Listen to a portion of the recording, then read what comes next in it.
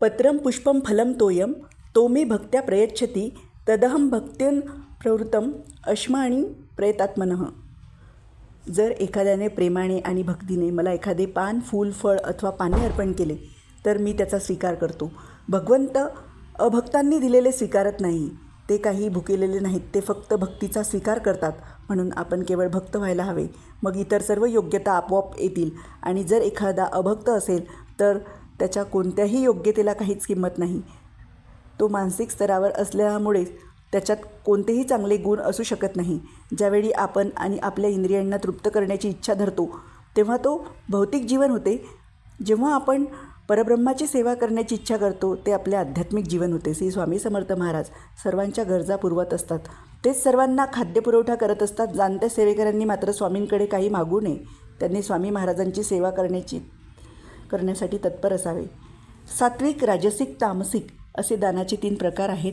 जिथे दान करणे योग्य तिथे दान दिले तर ते सत्यगुणी दान ठरते. जर कोणी काही मोबदला मिळावा म्हणून दान करत असेल तर ते रजोगुणी दान असते.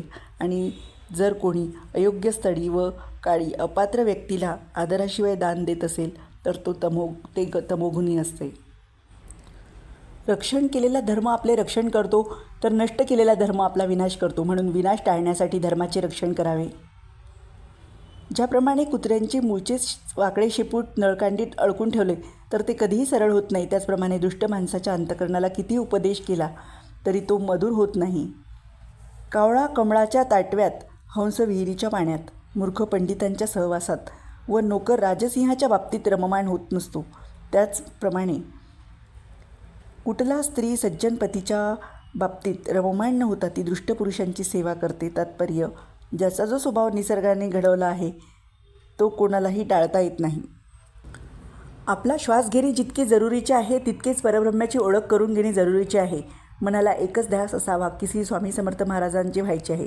जो कोणी श्री स्वामी समर्थ महाराजांच्या इच्छेत वागतो त्यांचे चांगले होते. स्वामी ठेवतील त्यात समाधान मानावे.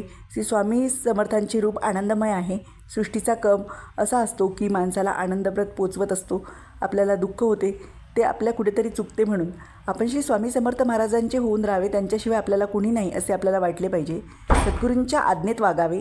ते सांगतील तसे करावे, मात्र ते वागतील तसे वागू नये. सत्याची संगत धरली म्हणजे सत्संगती मिळते. कशाची आसक्ती न धरता जगात वागणे हे महत्त्वाचे असते. अपेक्षा हाव नाहीशी झाली पाहिजे आणि दुःखाचे कारणच राहत नाही. जेथे आपण आहोत तेथे सद्गुरू आहेतच असे वाटणे ही खरी त्यांची कृपा. श्रद्धेने जे काम होते ते तपश्चर्येने होत नाही.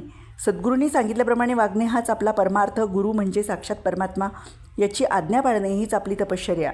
आपण सतत श्री स्वामी समर्थ महाराजांचे स्मरण करीत राहावे आणि विकार आपोआप कमी होतील. मात्र मनाच्या मागे देह जाणार नाही एवढेच जपावे.